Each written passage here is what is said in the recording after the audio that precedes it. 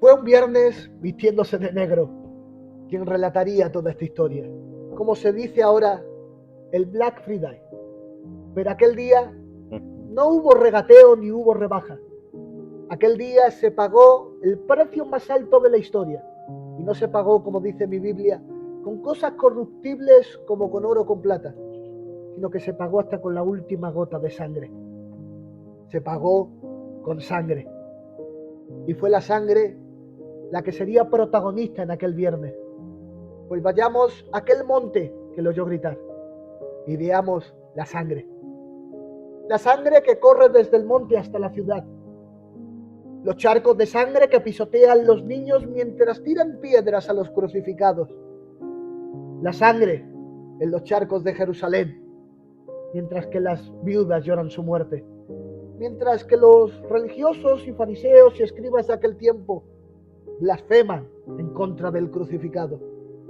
Vayamos a ese viernes triste y negro, al viernes más triste y negro de toda la historia, pues fue un viernes vistiéndose de negro quien relataría la mayor historia que nos contarán.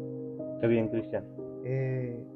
Toda la historia de Cristo es bastante preciosa, pero creo que los últimos momentos de Jesús son los más bonitos, los más motivadores y los más inspirativos para todos, porque si hay algo que me fascina de Cristo, aparte de todo lo que es Él, es la facilidad que tiene de hacerse notar en cualquier momento.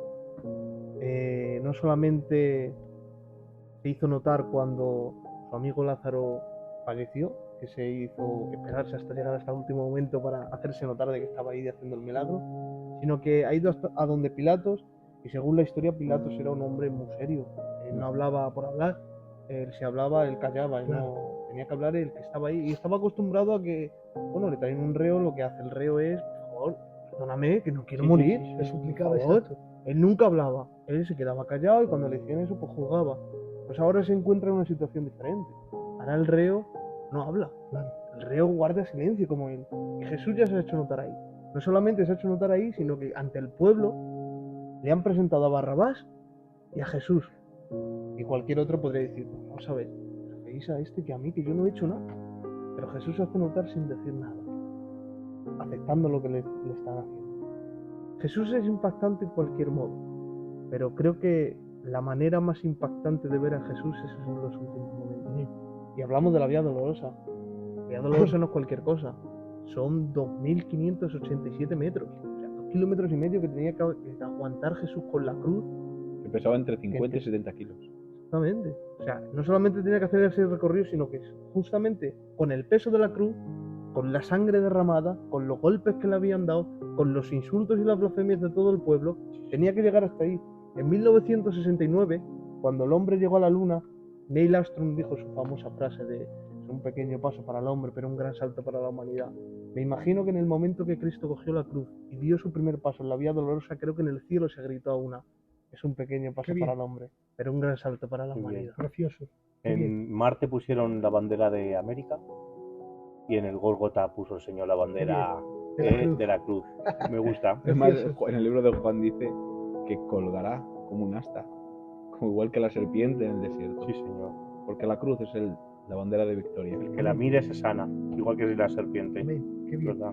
Y como hablabais acerca de los padecimientos de Cristo, imagínense a un Jesús cargando una cruz que pesaba entre tantos kilos, en tantos kilómetros, 2,5 kilómetros de andar. Imagínense de los padecimientos anteriores, en el pretorio. Imagínense los latigazos, que aún suenan el eco de aquellos latigazos. Imagínense los golpes, los insultos, la blasfemia. Y hay un personaje que me llama la atención, que cobra sentido antes, en el pretorio.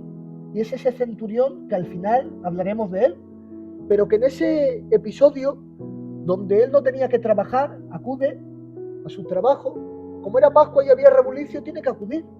Era fiesta, él haría su trabajo una mañana más y descansaría el fin de semana, pero acude a ver a un reo al cual ha puesto el mundo patas arriba. Van a ver a ese tal rey de los judíos, que una sonrisa burlona salió de su rostro al ver ese letrero que ponía Rey de los Judíos. Y cuando se acerca y le ve, como decía mi hermano Antonio, ya se hace de notar. Todos los reos suplican, todos los reos injurian. Este está cabizbajo, con una corona de espinas, mientras los demás hombres del centurión empiezan a sacarle burla diciendo: ¡Salve rey! ¡Salve rey! Y él está cabizbajo, no abre su boca. Y cuando viene el centurión, mientras insinúa y dice: ¡un patán inofensivo!, el carpintero empieza a erguir su cabeza y con sus ojos amoratados y una máscara de sangre empieza a mirar deliberadamente a cada uno de sus verdugos y asesinos. Tremendo. Lo que más me impacta, Jaboli, lo que más me impresiona, que todos esos padecimientos de los cuales hablamos, él no abrió su boca. Porque tenía una visión diferente, ¿vale? Tanto los que murieron con él, los dos ladrones, ellos miraban hacia su muerte. Explícanos eso, que es interesante. Ellos miraban hacia su muerte, es decir, cuando ellos inician el camino de la vía dolorosa, cuando ellos están en la cárcel, cuando ellos están en esos calabozos, a esperas de ese camino, ¿vale? Hacia su final, ellos están mirando su muerte. Su visión está puesta en el final del camino, o como algunos dirían, en la luz al final del túnel. Veo ese túnel y al final no. Ellos veían su muerte. Claro. Ellos veían su final. Ellos estaban viendo el pago de todas las obras que habían hecho. Pero Cristo veía de una manera diferente. Cristo no veía su muerte. Cristo veía nuestra vida. Amén. Es interesante porque según van caminando la vía dolorosa, empieza la cuenta atrás para el pecador. Claro. La cuenta atrás para su muerte. Y el Señor, cuando iba por la vía dolorosa, empezó la cuenta adelante de un nuevo pacto. Cuanto más se acercaba al Gólgota, menos tiempo faltaba para que se rasgara el velo. Qué bonito. Qué es una escena preciosa, ¿eh? Lo que más me apasiona de este Black Friday es que en aquel viernes, ya sea de una manera o de otra, ya sea por cada ladrón bueno o por cada ladrón malo, por cada Judas Iscariote que le vende o por cada Juan que está a los pies de la cruz, ya sea de una manera o de otra, lo que aquel viernes nadie y absolutamente nadie podría hacer es estar indiferente. Y en la vía dolorosa podemos ver esos personajes indiferentes ante aquel crucificado, ante aquel golpío, ante aquella sangre que salpicaba de casualidad, ante aquel madero que tantos años después, hoy, es el símbolo de la victoria. ¿Verdad, Jabolí? En la vía dolorosa es terrible pensar en las perspectivas de la gente. Es terrible pensar en las perspectivas de la gente. Porque en la vía dolorosa nos encontramos algo. Vemos a un Jesús sufriente llevando una cruz de 70 kilos durante más de 2 kilómetros y vemos a fariseos que miran con comentarios jocosos cómo han conseguido condenar al carpintero. Nos vemos a la gente vituperando al Señor, diciéndole toda clase de insultos, tirándole tomates, como al que cuenta un mal monólogo en un teatro, tirándole cachos de lechuga. Nos vemos a mujeres que lloran. Pero escucha, Jesús no habla ante los comentarios de los fariseos. Jesús no habla ante los insultos de la gente y los vituperios de la multitud. Pero cuando Jesús ve a unas mujeres llorando, en medio de ese momento que cae por el cansancio, que cae porque lleva tantas horas sin tomar agua, tanta sangre derramada en el pretorio, tanto sufrimiento, se queda mirando a las mujeres llorando y le toca hablar y dice: no lloréis por mí, llorad por vosotras. Qué bien. Pero ¿cómo nos dices que no lloremos por ti? Que mírate, que no te reconocemos, que te conocemos de toda la vida, Jesús, María, que eres mi hijo, que yo te he gestado en mis entrañas, que yo he sufrido dolores por ti, que yo te he tenido que dar de comer, que yo he tenido que coserte unos patuquitos cuando era chiquitito, que he tenido que cambiarte los pañales. Totalmente. Que eres mi niño pequeño, que no te conozco la cara, que el día de la Pascua te vi, que hace unos días estuve contigo, que fui a buscarte con tus hermanos y no saliste a recibirnos.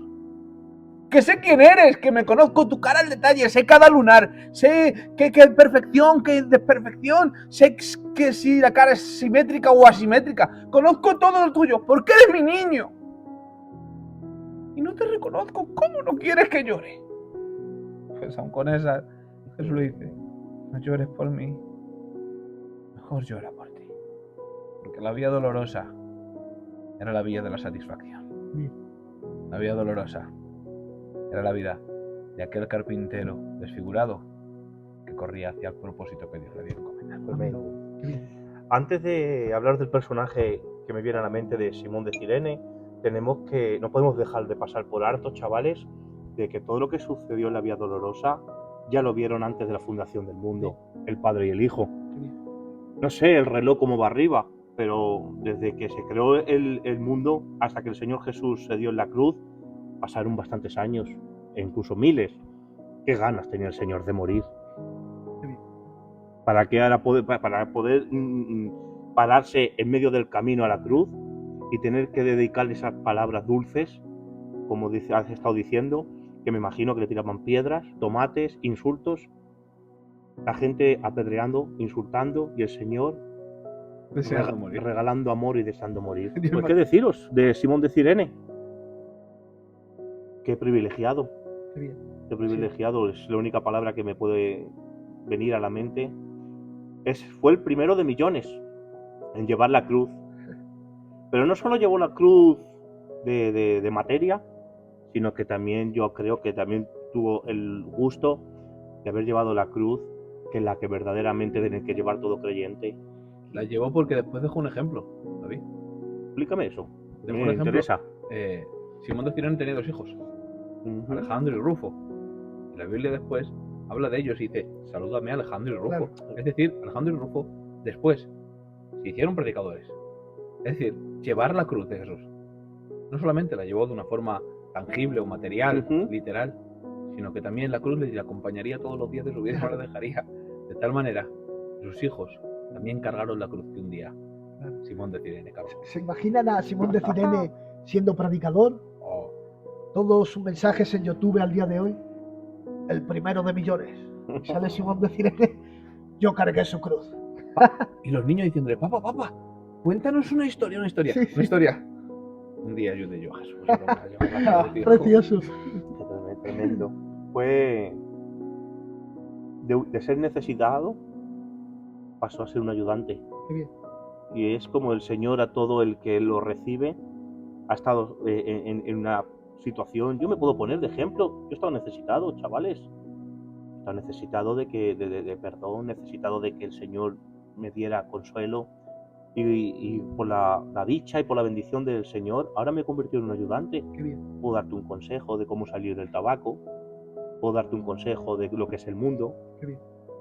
Porque me he propuesto, porque el texto que me viene a la mente es decir, quien quiera seguirme, niegues a sí mismo, coja su cruz y sígame. Me encanta la frase que dice Anás o Caifás, creo que es en su patio, que dice, ¿qué hacemos con este? Dice, es necesario que un hombre muera por todo el pueblo y no todo el pueblo por un hombre. Profetizó sin saberlo. Sin saberlo. Él lo que no sabía es el misterio de la cruz, el misterio de Jesús, el misterio mejor escondido de todos. Porque esto fue un misterio, ¿vale? De tal manera que la Biblia nos cuenta que Satanás entró en Judas para venderle. Fue tal misterio que ni aun el ángel más sabio de todos, después de una caída y capaz de engañar a tantos millares de ángeles, fue capaz de descifrar el secreto de la cruz. El secreto del hombre que moriría por todos para salvarlos. Qué bien. Paradoja, ¿no? El lugar de muerte se convierte en el lugar donde más vida rebosante hay. El monte de la calavera le llamaban. Sí, señor. El lugar donde todos mueren. Se cumple lo que Él nos ha dado dice vida. Primera de Corintios. La cruz para el mundo es locura, pero para el cristiano, ¿no? Qué bien. Qué bien. Y Pablo dijo, bendita locura. Así es.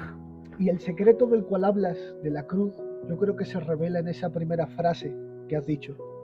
El misterio de la piedad se manifiesta cuando dice, Padre, perdónalos, porque no saben lo que hacen. La Biblia dice que como un cordero mudo delante de los trasquiladores, El Antonio hablaba de ante Pilato callado sin abrir su boca. En los insultos hemos hablado de la vía dolorosa. Solamente ha abierto su boca para decirle no lloréis, para dar consuelo. Y se calla hasta la cruz. No vuelve a hablar. Así es. Y la primera vez que habla para pedir perdón Qué bien. por aquellos que le maltratan. Qué bien. Pero todos se injurian, Señor. Los dos ladrones se injurian, los dos se quejan, los dos insultan, los dos están en contra de... Él no. Él abre su boca para decirle, a estos también, te pido perdón por ellos. Y no sé por qué las palabras de un moribundo tienen un tanto valor especial, porque son el resumen de su vida. Las palabras de un moribundo a punto de partir de la tierra de los vivientes siempre tienen un tanto especial que la familia, amigos y conocidos lo guardan en paños de oro muy especialmente. Y digo yo, y creo yo, que cuán especiales serán las palabras del moribundo más excelente que pisó la tierra. Cuán excelentes son esas 7 palabras que aquel carpintero ensangrentado, con su voz enroquecida y fatigada, suspendido entre cielo y tierra, colgando de ese madero astillado y ensangrentado, pronunció. Hemos hablado de Padre, perdónalos porque no saben lo que hacen. La segunda frase a mí me estremece. La segunda frase es la porfía de los 2 ladrones, donde empiezan a porfiar. Y están entre ellos diciendo, si eres verdaderamente el Hijo de Dios, bájate de ahí. Y dice el otro, hombre, tú y yo merecemos lo que merecemos, pero no merece ningún mal. Y el maestro, me encanta en esas últimas palabras finales, como le dice el ladrón, acuérdate de mí cuando vengas en tu reino. Y el maestro le tiene que decir, cariño mío, vida mía, te vienes ya. Dice, no, que cuando venga en tu reino, que si quieres te acuerdas. Dice que no, cariño mío, que de cierto te digo que hoy estarás conmigo en el paraíso. ¿Se imaginan alrededor la multitud? Diciendo, está ensangrentado.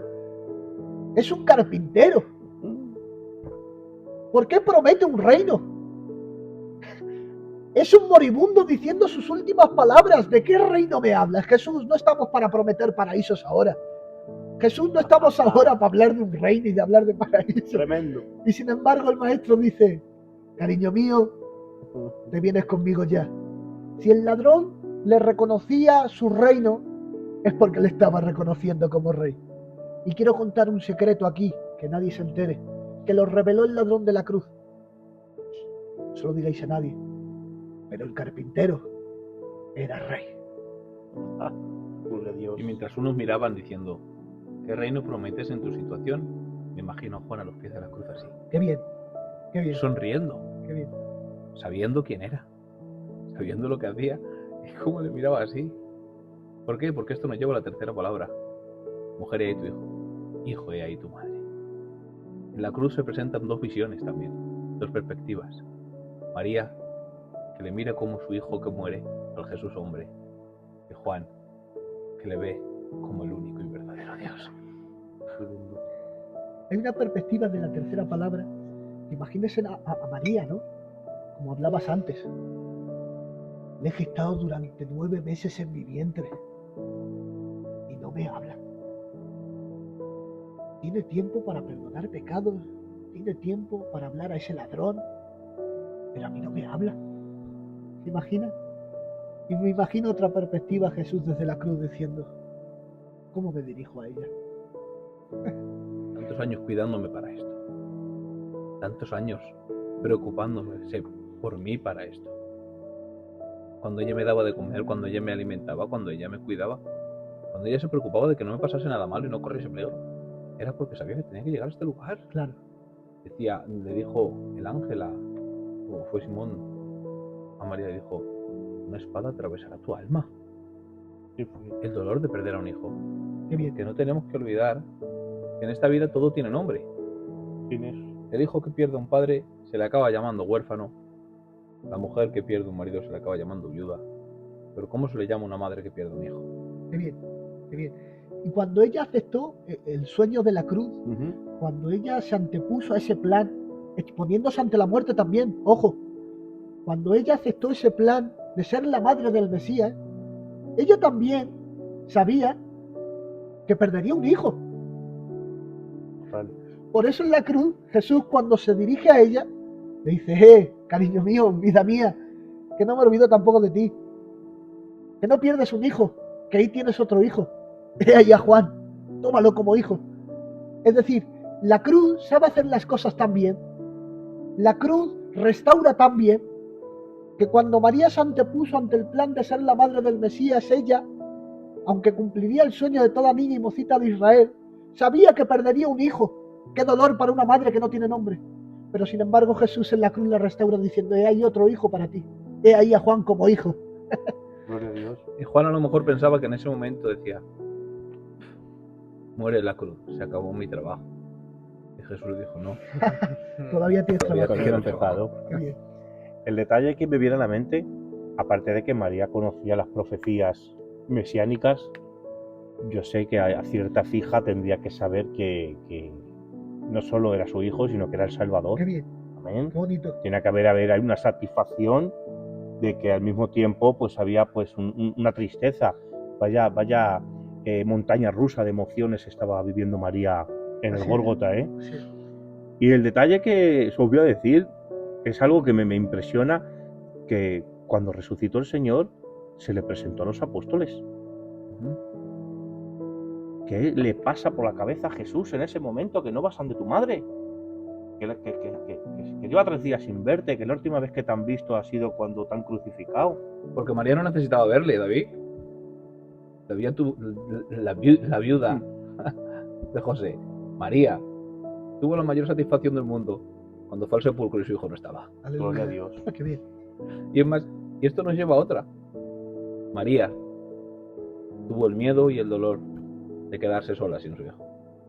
Pasó Jesús al siguiente paso. El miedo de verse desamparado sin el Padre. Qué bien. Dios mío, ¿por qué me has desamparado? Qué bien. Las separaciones, raramente una separación provocada por el hombre trae cosas buenas. La separación provocada por el hombre suele traer muchos problemas, destrucción, muchos quebraderos de cabeza, pero la separación provocada por Dios es lo mejor que te puede pasar en la vida. Un ejemplo, hablamos de Moisés. Moisés, como sabéis, un niño hebreo, se cría en su casa hebrea, nace en una casa hebrea, pero claro, Faraón ve que el pueblo crece mucho, con miedo, y manda a matar a todos los niños bebés. La madre de Moisés tiene la brillante idea de esconder al niño todo lo que pueda. Por favor, tiene que pasar el tiempo, que mi hijo no puede morir. Claro, se da cuenta de que ya no puede guardarlo más. Lo mete en una canastilla, abandonándolo a su suerte, provoca la primera separación de Moisés. Hasta que llega a donde la hija de Faraón. Cuando llega la hija de Faraón, se da cuenta que es un hebreo, rápidamente llama a alguien que le traiga un hebreo para que lo críe, sale su hermana, trae a su madre, vuelven a coger a Moisés y lo vuelven a criar como lo que era un hebreo más, como que no ha pasado nada. Moisés ha criado su tiempo en su casa hebrea, con sus dioses hebreos, con sus costumbres hebreas, hasta que llega un cierto límite de edad que lo vuelven a llevar a Egipto. Y aquí es cuando yo le digo, pero has cometido el peor error de toda tu vida. Has separado a Moisés de su casa hebrea, de su sociedad hebrea, de sus padres hebreos, de su Dios hebreo. Lo separa de tal manera que Moisés acaba matando a un egipcio, al día siguiente baja de nuevo, ve a 2 hebreos peleándose y nos dice, gente de nuestro pueblo, dice, ¿pero cómo 2 personas del mismo pueblo os podéis pelear? O sea, él se quita. La separación que provocó la madre de Moisés fue tan terrible que le destrozó la identidad por completo. Y aquí estamos viendo cómo Dios se ha tenido que separar de Cristo. Pero claro, no es una separación del hombre, es una separación provocada por Dios. Y es como el que le está diciendo, me separo de ti, porque si no me separo de ti, no podemos salvar a la humanidad. Claro. Dice mi Biblia, dice, yo estaré con vosotros todos los días hasta el fin del mundo. Es decir, es más fácil que el mundo se acabe a que Jesús te desampare. Qué bien. Ahí, chavales, me viene cuando en un libro de un judío mesiánico, referente al tema que está hablando el hermano, dice, una vez se escuchó el grito huérfano de Emanuel. Qué bien. Y se me quedó grabado en la cabeza. Pues Si tuviera que decir una expresión, poniéndome en la mente del Señor, que ya tengo valor decir esto, es la sensación más rara que sufrió el Señor Sí. en sufrir el desamparo de Él mismo. Porque yo creo, algo personal, que más que aquellos latigazos que flagelaron sus espaldas y le hicieron como surcos de arado, más que los clavos que traspasaron su piel, que traspasaron sus tendones, más que la corona de espinas que se entrelazaban con sus sienes y su sangre, más que el madero astillado y ensangrentado que se entremezclaban las astillas con los surcos que habían provocado los latigazos en su espalda, más que esa sangre a borbotones que desprendía desde la cruz, más de todo su cuerpo hecho una llaga, la sed quemante en su garganta, la asfixia en sus pulmones, su máscara de sangre, sus ojos amoratados, más que todos esos padecimientos, creo que el padecimiento que Cristo más le pudo doler fue el desamparo de su Padre. Hablamos de aquel Jesús que no habla, de aquel Jesús que calla, de aquel Jesús que dice palabras melosas, tranquilas, cariñosas, hasta el momento que pega el grito de Padre, ¿dónde vas? Ese grito a Jesús le deja seco. Y tiene que decir, tengo sed. La quinta palabra. Qué bonito. Es una paradoja esa quinta palabra, porque el agua de vida que pidiera agua es una paradoja. Que aquel que creó las aguas, como dice en Génesis 1, y aquel que movía, el espíritu que se movía sobre la faz de las aguas, el que creó las aguas, El que las calma. el que las calma como en la tormenta, pidiese agua, es una paradoja que solo en la cruz podemos reconocer. Y es que tanto amor mostró Cristo en la cruz, tanto amor nos mostró por la humanidad, que qué paradoja que pasó sed por nosotros. Un padecimiento más que nunca olvidaremos. El Jesús más humano, el Jesús más humanizado que podamos ver. Todo. Por eso cuando le dan de beber, le dieron una especie de aromáticas para disminuir el dolor y él no quiso tomar de eso porque él no quiso rebajar. Era un analgésico en aquellas. Claro. ¿Sabes qué pasa, Cristian? Que al primer Adán le durmieron cuando sacaron a la esposa del costado. Mm. En este momento él no quería dormir. Gloria a Cuando le Dios. salía la esposa del costado, él quería sentirlo Claro. también. Quiero Claro. verlo yo, presenciarlo. Claro. Y es una cosa terrible. Cuando la Biblia nos dice tengo sed, la Biblia dice, y para que la escritura se cumpliese, dijo, tengo sed, porque había una profecía mesiánica, los salmos que dice, y me dieron a beber hiel y vinagre. ¿Por qué? Porque es posible que aunque Cristo tuviese sed física, lo que tenía Cristo sed era sed de cumplir la palabra. Amén. Es decir, para que la escritura se cumpliese, la sed de cumplir a lo que había venido. Él dijo, tengo sed. Y una vez que se cumple la última profecía, tiene que exclamar, consumado es. Gloria a Dios. Y es que en un Black Friday, como hablamos, que no hay regateo ni hay rebaja, qué mejor manera que culminar un Black Friday que pagando.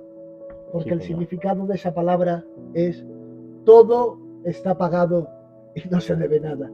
Hay quienes dicen que esto se pagó a Satanás. No. A ese no se le debía nada. Al que se le pagó fue al Padre, pues fue al que se le había ofendido. Todo está pagado, no se debe nada. El precio ha sido pagado, no hubo regateo, no hubo rebaja. ¿Y qué adquirió en aquel Black Friday Cristo? Hablemos un poco de los beneficios que adquirió, o de lo que compró, mejor dicho.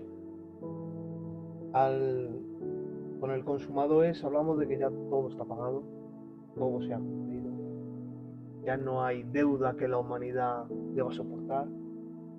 Ya tenemos libre acceso al Padre. Qué bien.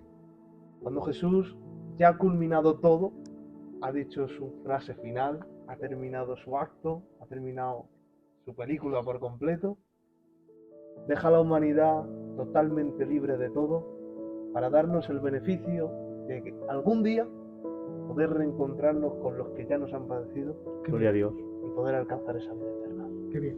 Es algo que me encanta. Es que cuando alguien tiene un familiar en urgencias en la UCI, en los cuidados intensivos, y sabe que el camino se acaba, sabe que su muerte se acerca, sobre todo nosotros, los gitanos, ¿vale? Nos dicen, tantas horas le quedan o no hagáis nada. Los familiares tendemos a adelantarnos a las cosas y comenzamos a preparar las ropas negras. Comenzamos a preparar nuestro pañuelo, nuestra camisa negra, nuestros zapatos. ¿Para qué? Para que la hora en la que el Señor se lo lleve, estar listos y no tengamos que ir al tanatorio ni al entierro vestidos de un color que la ocasión no lo merezca. En este caso, cuando Jesús clama, el sol mismo comienza a preparar su luto. Vaya. Tremendo. Y desde la hora sexta hasta la hora novena comienza la historia del viernes más negro de la historia. El momento de un eclipse solar. Ese momento en el que todo se oscurece.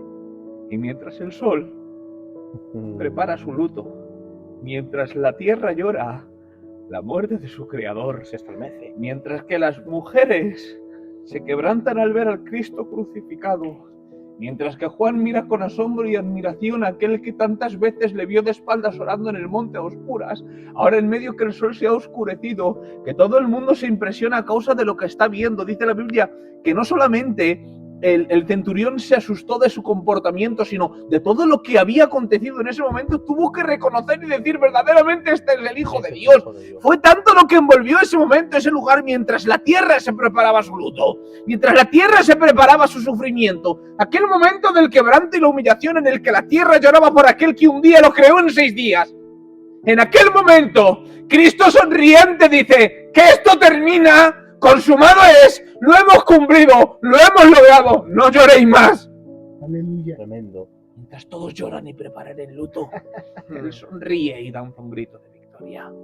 Ningún ángel sabía cantar aquel día. El cielo también preparaba sus pañuelos, pues perdían al general que tanto anhelaban. Los ángeles guardaban silencio.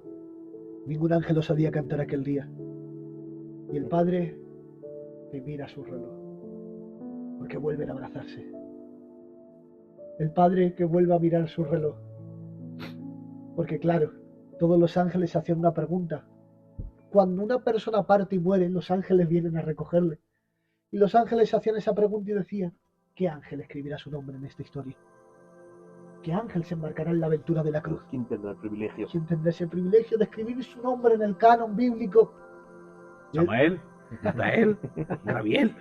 Ahí estaban los favoritos, llenos de multitudes de ángeles, diciendo, ¿cómo te sientes? ¿Qué tal estás? Era el Padre en su trono, que miraba su reloj. Miguel dándose tono, diciendo soy el arcángel. Paseándose por el trono. Así no se ve. Yo disputé con Satanás por el cuerpo de Moisés.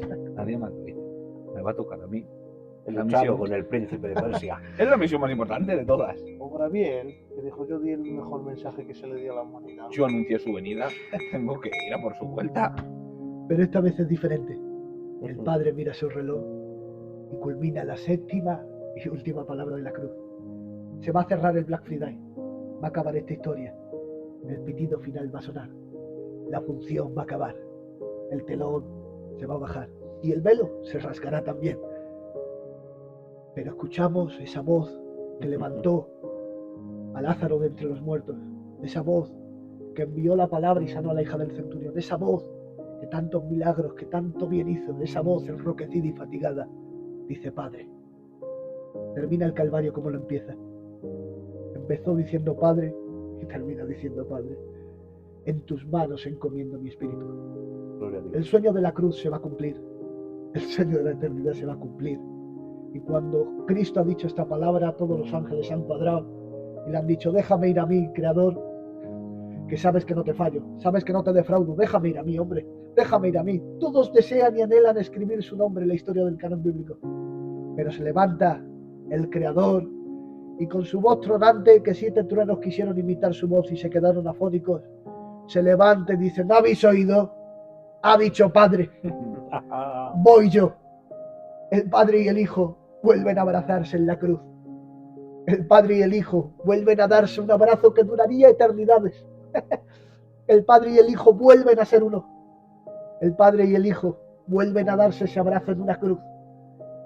El Padre y el Hijo vuelven a darse ese abrazo. Y me imagino al Padre diciendo, llevar a este dulce soldado a su casa.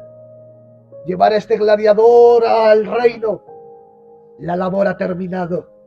Misión cumplida, soldado.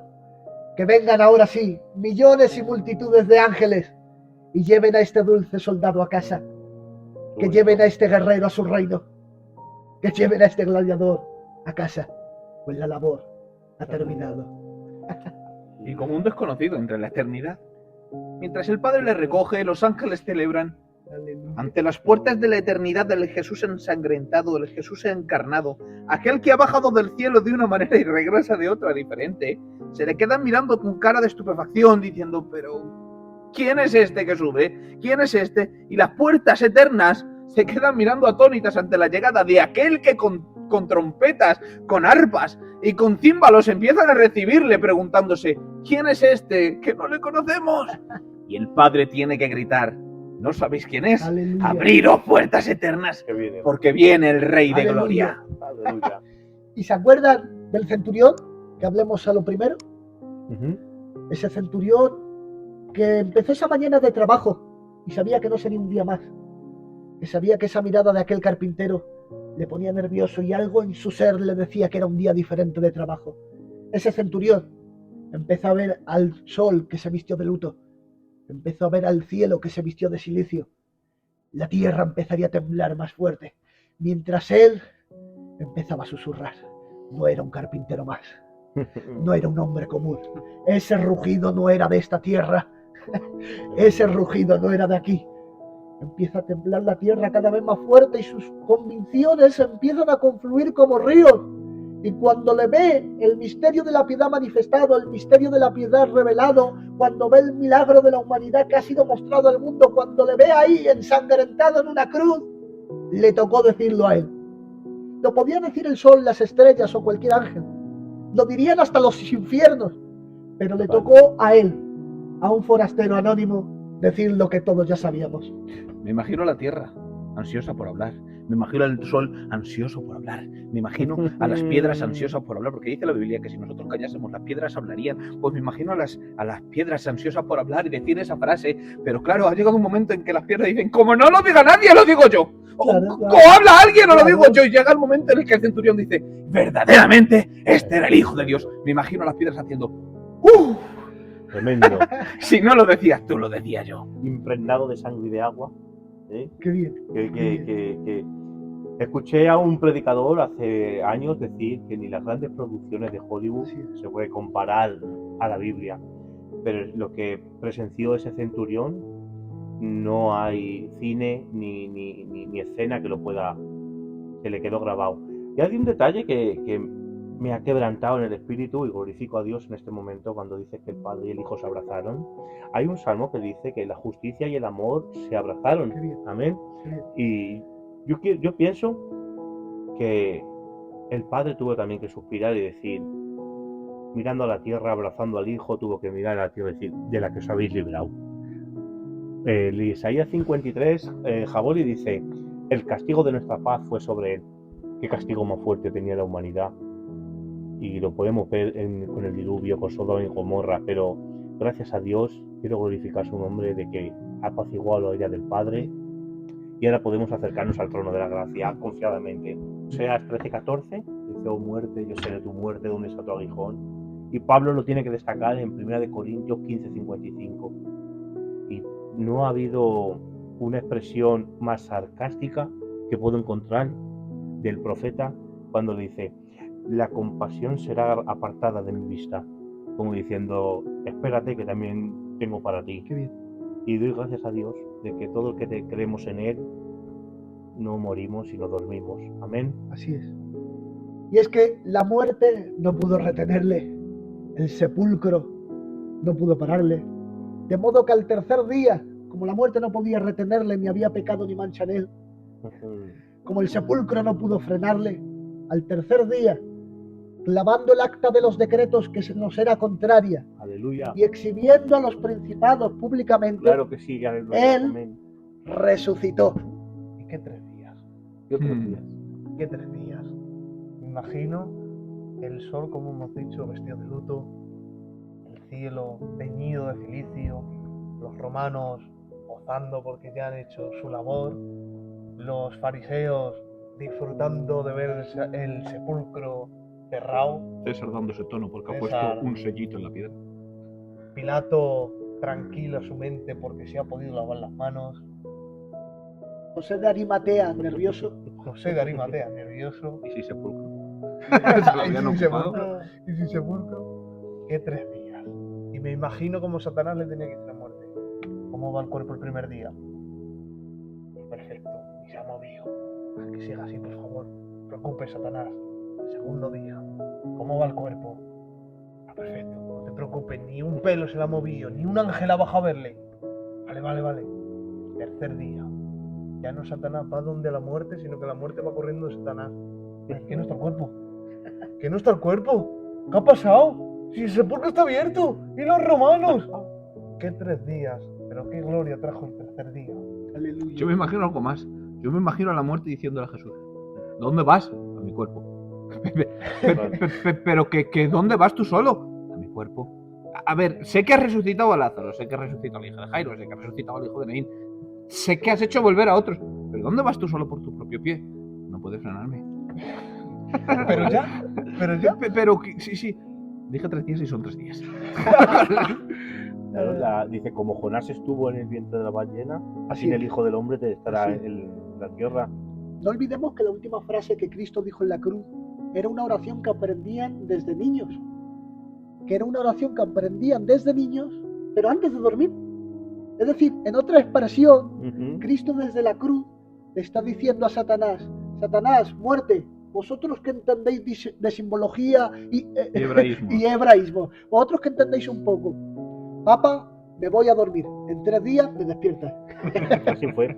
Y es que, como volvíamos a hablar, al tercer día resucitó, la muerte no pudo retenerle, el sepulcro no pudo pararle, y cómo no, el mayor mensaje de la historia lo predicarían 2 mujeres. Cristo ha resucitado.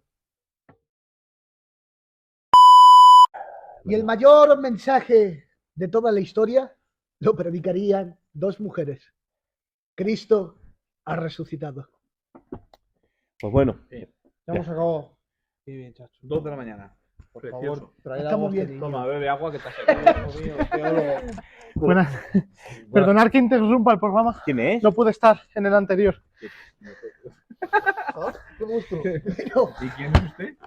Yo soy José de Arimatea. Sé la pregunta que todos hicieron. Sí, el sepulcro está vacío. Que Jesús es la respuesta, Él tiene